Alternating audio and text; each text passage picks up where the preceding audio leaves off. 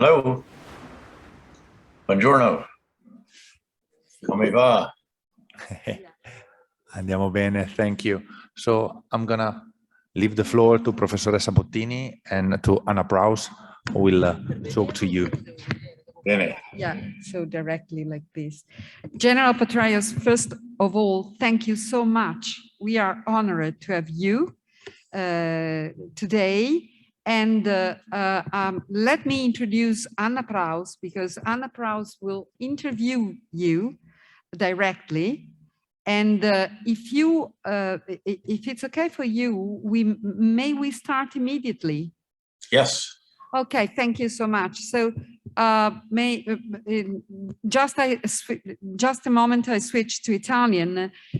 Carissima Pacelli, diamoci del tu, ti chiedo scusa, siccome abbiamo, se non ti dispiace, siccome abbiamo questa connessione con gli Stati Uniti d'America, il generale Petraeus ha dato la sua disponibilità nonostante la grande differenza di orario, ti chiederei cortesemente se puoi portare la tua testimonianza dopo quella del generale Petraeus. Assolutamente sì. Grazie infinite. Allora, Anna. General, a banal question. I would like to see you while I speak to you. So what do you see my hair? Do you see my face?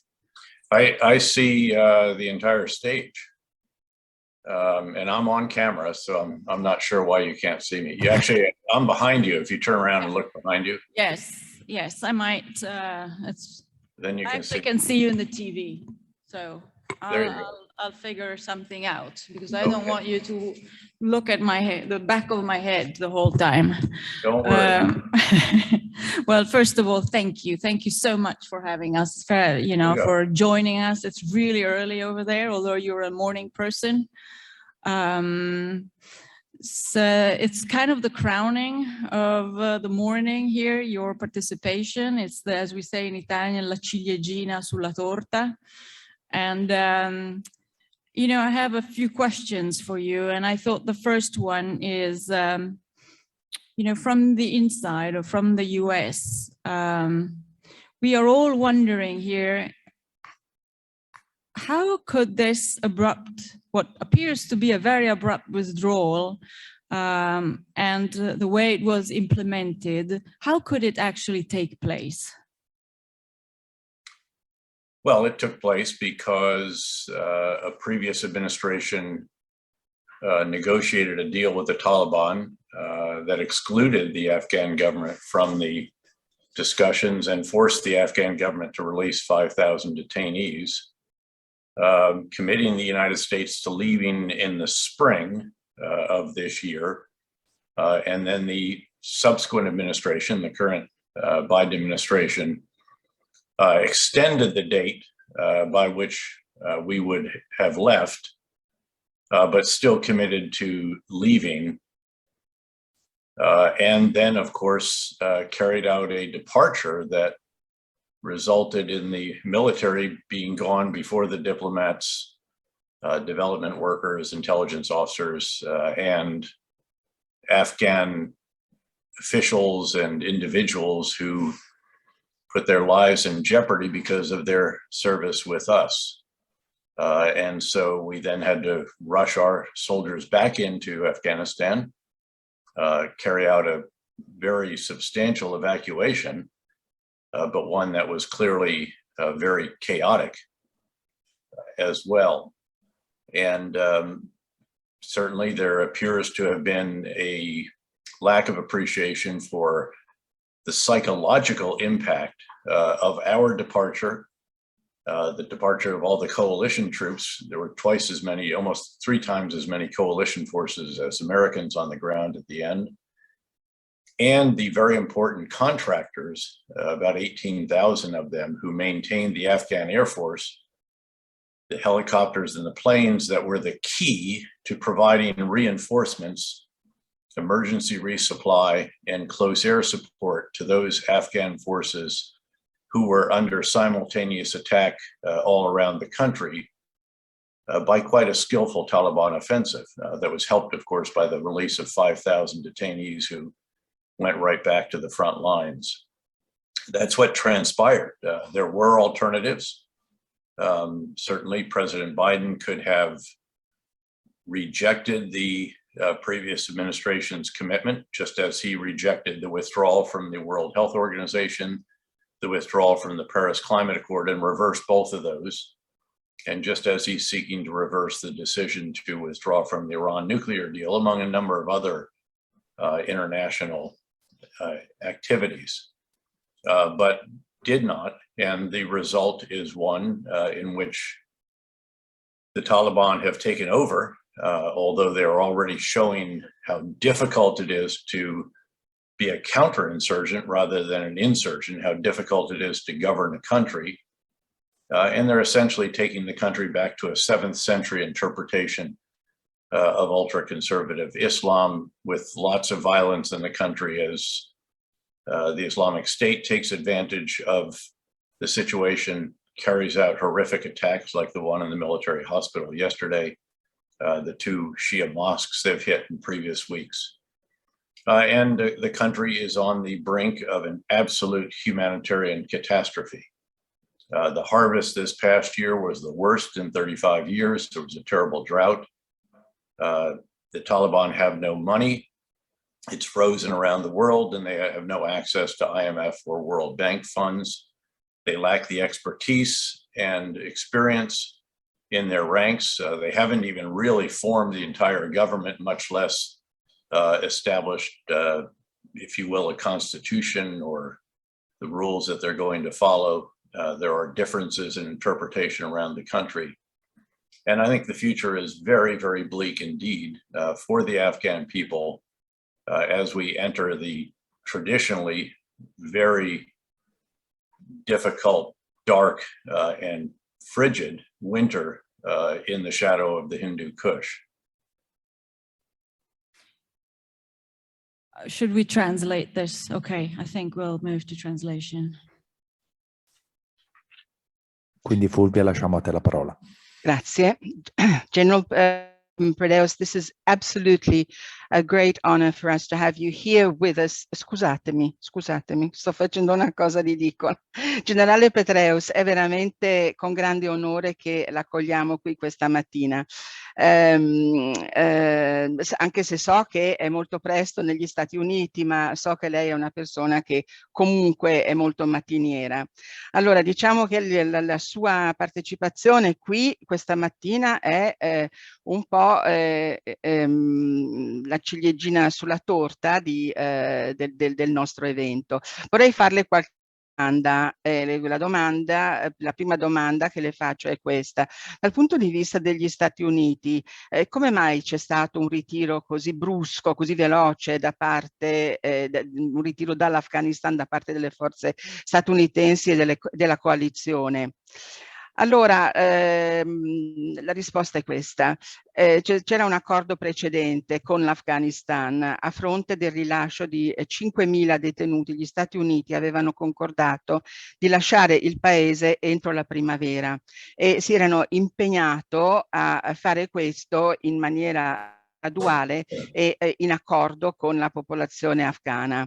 Ovviamente tutto questo non è potuto accadere perché c'è stata la presa di Kabul e non si volevano lasciare né i diplomatici neanche i soldati in balia di una situazione che era alquanto difficile. Pertanto si è fatto un ritiro veramente veloce e veramente improvvisato, in modo da poter avere questa evacuazione del paese in maniera adeguata. Tutto questo ha portato chiaramente ad una situazione caotica, come voi sapete. Non c'è stata alcuna valutazione dell'impatto psicologico che questo avrebbe avuto né sulle forze della coalizione né su quelle degli Stati Uniti e tantomeno sugli appaltatori privati che, per esempio, le società appaltatrici private che gestivano tutta la forza aerea afghana. E tutto questo chiaramente è venuto a mancare di punto in bianco. C'è stato un attacco simultaneo in tutte le città del paese, simultaneo seppur disordinato da parte dei talebani. Il presidente Biden avrebbe potuto rifiutare questo ritiro, così come aveva poi rifiutato il ritiro della partecipazione alle Nazioni Unite, al Consiglio, scusate, di sicurezza delle Nazioni Unite e agli accordi di Parigi sul clima, ripristinando la partecipazione degli Stati Uniti, ma questo non lo ha fatto. E allora si è avuta questa situazione, ripeto, alquanto caotica. Già da ora però si sta cominciando a vedere l'incapacità di questo regime talebano. Siamo tornati indietro ad una situazione di integralismo islamico totale pari a quello che c'era nel VII secolo e sia i militari stanno dimostrando in questo momento quanto siano incapaci di gestire il paese. Unito a questo, calcolate una catastrofe alimentare di proporzioni immani che porterà sicuramente alla fame diffusa in tutto il paese, con raccolti che non avverranno, che sono andati persi, c'è mancanza di competenze, mancanza di esperienza, non ci sono capacità nel gestire il paese e tutto questo unito al cupo inverno afghano porterà il popolo ad una situazione a dire poco disperante.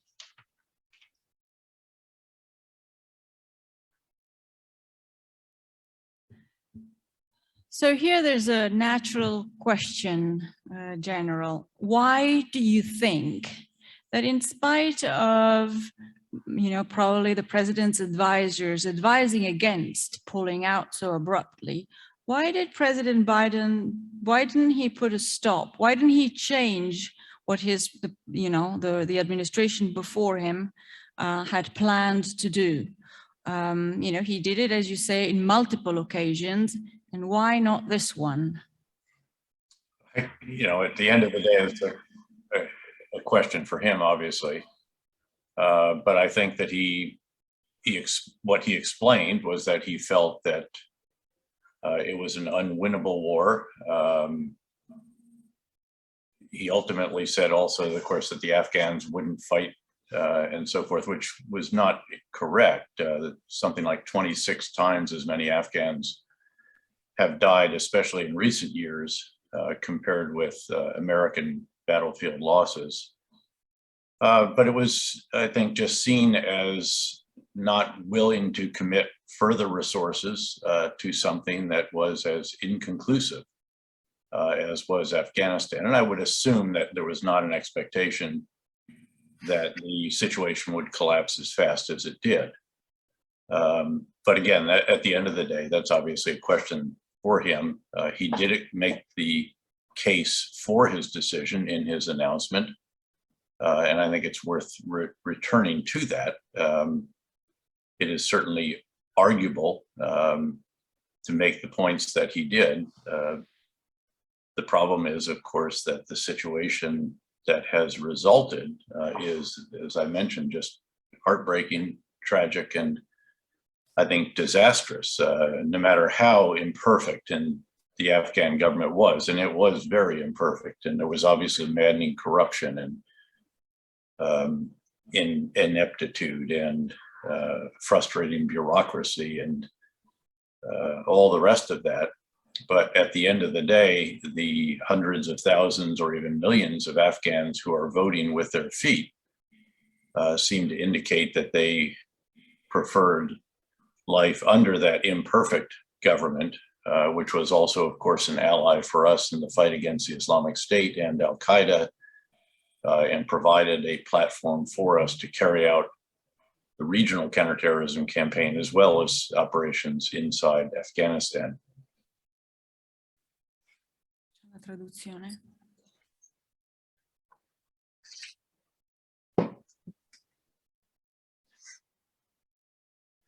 Prego Fulvia, traduci pure, grazie. Devi accendere il microfono. Ah, mi sentite? Mi sentite? Ora sì. Sì, allora la seconda domanda che vorrei farle, generale, è la seguente. Perché il presidente Biden non si è comportato come ha fatto in altre situazioni, quelle che ho detto, quello che lei ha detto prima, sull'accordo di Parigi e sul Consiglio di sicurezza dell'ONU? Beh, questo spetta al presidente dirlo. In effetti il presidente ha fatto delle dichiarazioni, ha detto che la situazione era insostenibile, che gli afghani non sarebbero ricorso alle armi per combattere contro i talebani, cosa che poi non era vera, perché ci sono stati 26 volte più morti afghani delle truppe statunitensi e della coalizione messi insieme, quindi gli afghani avrebbero, secondo me, combattuto. Però io credo che il presidente non si aspettava, come molti altri, di vedere questo crollo avvenire in maniera così rapida e così immediata. Però di nuovo, ripeto, non sta a me dire quello che pensa il presidente. Il presidente ha fatto una dichiarazione, ha elencato dei punti validi secondo il suo modo di vedere. Però quello che resta, al di là di quello che ha dichiarato il presidente, è una situazione disastrosa, ci si spezza il cuore veramente, anche se la situazione precedente alla vittoria dei talebani era una situazione di corruzione, di mancanza di esperienza, era una situazione che non era di certo perfetta, però agli afghani sicuramente andava bene lavorare su quello, sicuramente molto più di quanto debbano fare adesso in una situazione, ripeto, tragica. E poi, insomma, anche per noi andava bene avere l'Afghanistan come piattaforma per combattere contro l'ISIS e contro Al-Qaeda. General, I know this, it's a very loaded question here, and there is no such thing as we have seen earlier in the morning as Afghanistan. It's very divided. You have the major towns and then you have villages, so it's very difficult. But what is, in your years, in your time spent in Afghanistan, what have you seen about the relationship between the Afghan population in general and the Taliban regime? Well, as you noted, it is much more complex than just saying that either the Afghan people reject or embrace the Taliban. It's much more complicated than that. It depends on whether you're in a rural area, a conservative area, or a municipal area. The municipal areas are generally, in a sense, more progressive by our standards. The rural areas are more conservative. The Taliban are much more conservative, obviously, than the Afghan government. And in some cases where corruption has damaged both the image and the reputation of the government, there can actually be an affinity for the Taliban, who profess not to be corrupt and to administer swift justice rather than bureaucratic delays. But the fact is that hundreds of thousands, if not already millions, of Afghans have left the country, many left in advance of the US and coalition departure, those that had money and talent and visas and passports and opportunities elsewhere could see what was coming and realized that the future of Afghanistan was very bleak. Others, of course, waited and hoped. There are still some waiting and hoping. Of course, then the mad scramble to get out during the evacuation. So I think, again, it's very hard to generalize. You should not. As I said, the previous government was imperfect, had many shortcomings and maddening features. But clearly the situation, I think, under the previous government will be shown to have been much better than what will transpire under the Taliban, given their so far demonstrated inability to govern, to provide security, to even provide basic services. I fear, for example, that literally that the lights will go out in Kabul at some point when Afghanistan can no longer pay for the electricity that comes from the Central Asian states or the refined fuel products that come from Iran. I fear that they'll literally run out of food unless humanitarian agencies are able to increase very substantially what they're providing. So again, regardless of the shortcomings of the previous government, I think that what we will see is that the future for Afghanistan is going to be quite dire indeed.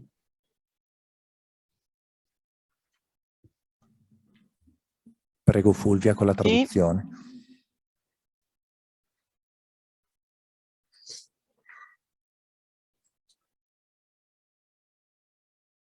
Hai il microfono spento.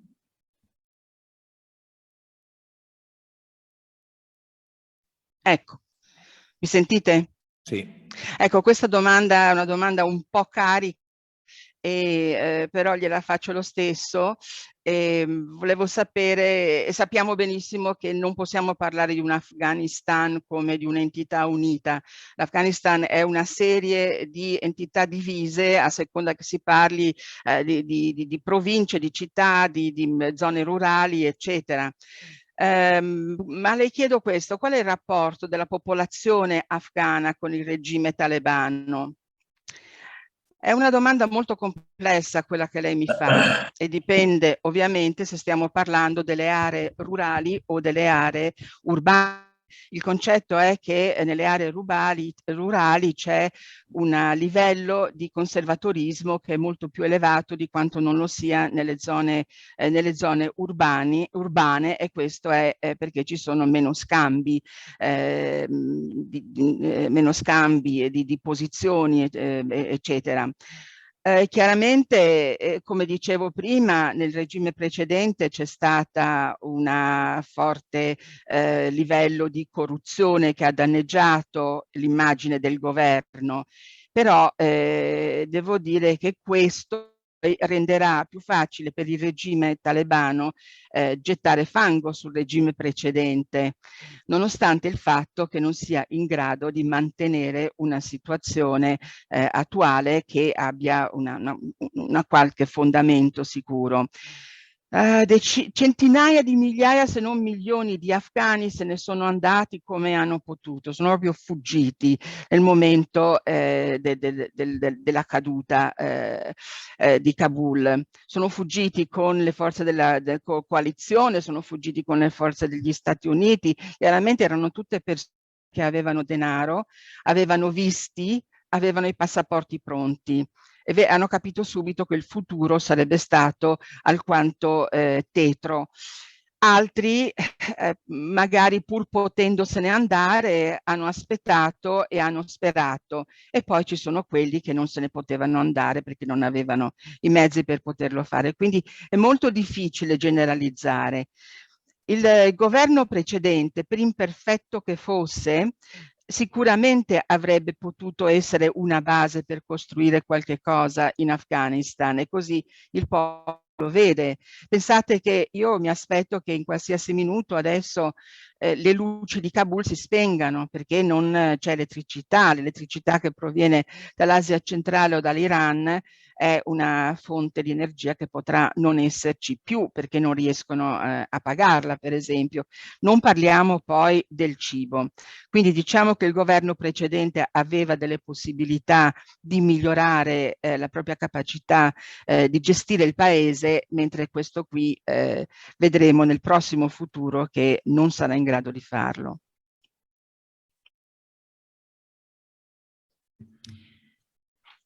And here's another question, General. Islamic State. You know, it seems like the withdrawal, a little bit like in Iraq a few years later, opened the door to yet another branch of the Islamic State, ISIS-K. In this part of the world, you're looking at two Sunni extremist movements, and you wonder, why are they fighting the other one, and what are their differences? And if you can even say which one is worse. I think the record shows that the Islamic State has been distinguished, if you will, in quotes, by the sheer level of its barbarity over the years. You may recall that the original Islamic State in Syria and then also northern Iraq broke with Al-Qaeda, or actually Al-Qaeda broke with the Islamic State because of how barbaric its actions were. And the same is true with the Islamic State Khorasan Group, ISK, which operates in the Afghanistan-Pakistan region and is now carrying out attacks, trying to stoke civil strife, trying to undermine the Taliban, attacking, for example, Hazara Shia mosques on the day of prayer. They've carried out 2 of those attacks in recent weeks. And then the most recent suicide bombing and then attack of the Kabul military hospital, in which dozens of Afghans, it appears, were killed. So they are, again, just carrying out violence against the Taliban. And again, they are even more extreme, certainly, than is the Taliban, albeit the Taliban being, again, I think, an ultra-conservative interpretation of Islam akin to that of, say, the 7th century or so, although they are still certainly working out how they will operate, what rights they will allow, and so forth. And it is not consistent throughout the country right now.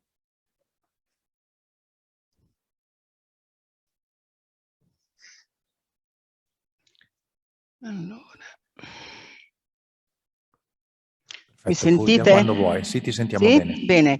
Allora, questa domanda riguarda lo Stato islamico.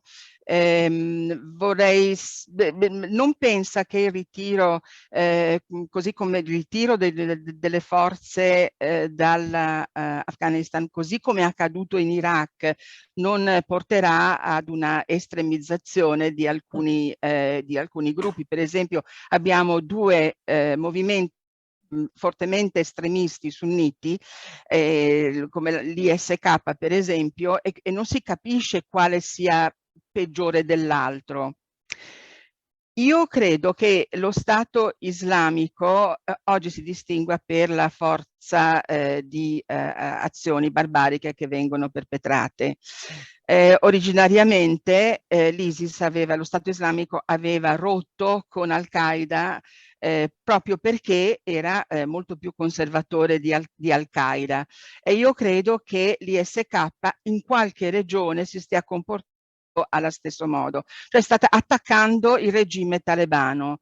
Addirittura ci sono stati attacchi alle moschee nel giorno della preghiera, poi c'è stato l'attacco kamikaze in 2 ospedali, e io credo che, come ho detto prima, si tratti di movimenti che sono molto più estremi del governo talebano, nonostante il fatto che il governo talebano sia estremamente conservatore. Come ho detto prima, qui ritorniamo al conservatorismo e all'estremismo islamico del VII secolo. Però devo dire, queste cose non accadono in tutto il paese in modo uniforme.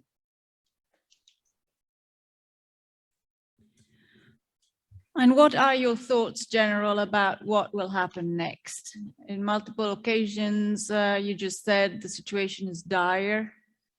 What's next? Well, unfortunately, I think it's going to get worse. The Taliban just made an unexpected announcement that other currencies are no longer usable. This will throw what was already a chaotic and collapsed economy into further difficulty.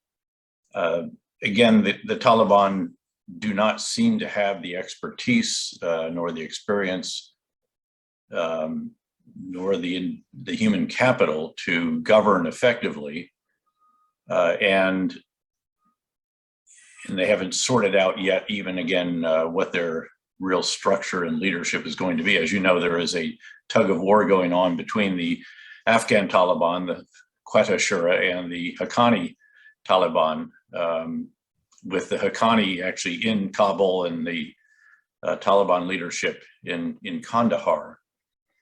So I think the dysfunction, the lack of basic services, the onset of the frigid and damp and gray winter, the eventual reduction of electricity, all of this is condemning Afghanistan to a very serious and catastrophic next few months, and it could actually be even worse in the spring. At least perhaps the violence may be reduced during the winter months, as it typically has been the case. There will still be some, and the Islamic State will still carry out its activities, and as will some of the emerging resistance movements. But the future is bleak, I fear. And we do need to do what we can in a humanitarian sense, and then also for those who are trying to get out of the country, to whom we have a moral obligation because of their service with us. But with that, and I'm afraid I have to drop off because I have to join another Zoom at the top of the hour. But it's been a privilege to be with you and with this gathering. And I want one more time to thank you for the many, many years of service that you provided in southern Iraq during the times that I was privileged to be a commander there in 3 different roles. You were always in the South and always did a phenomenal job as a provincial reconstruction team leader there. I believe the longest serving of all, and that is saying a great deal. So grazie mille, Anna, and thanks to all of you, but now I'm afraid I have to drop off.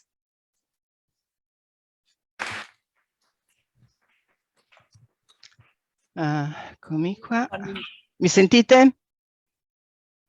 Mi sentite? Sì, bene. Bene, grazie. Dunque, ecco qua. Allora, generale, le chiedo cosa seguirà. Siamo in una situazione difficilissima, chiaramente, ma secondo lei come si andrà avanti?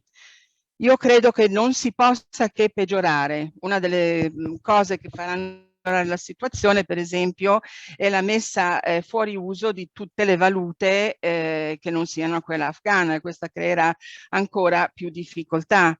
I talebani, come ho già detto, non hanno né esperienza né competenza e neanche capitale umano per poter instaurare un governo efficace. E poi in questo momento c'è un po' una rivalità, anzi una lotta per il potere fra i talebani afghani di Kabul e quelli di Kandahar.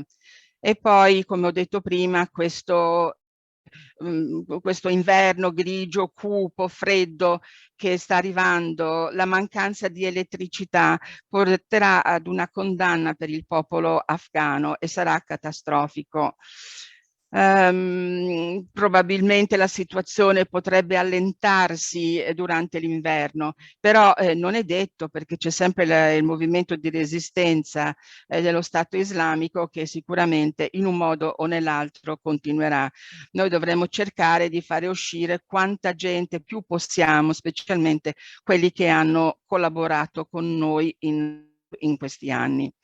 E adesso mi scuso, ma ho un altro incontro con Zoom proprio alla 1. È stato un grande privilegio essere qui con voi e vi ringrazio molto, ma è stato un grande privilegio parlare con lei, Anna, lei che ha prestato tanti anni di servizio nell'Iraq del Sud, ha fatto un lavoro fenomenale e penso che sia una delle persone che più a lungo ha servito questi popoli e ha aiutato a mettere in piedi situazioni molto positive. Grazie Anna e grazie a tutti.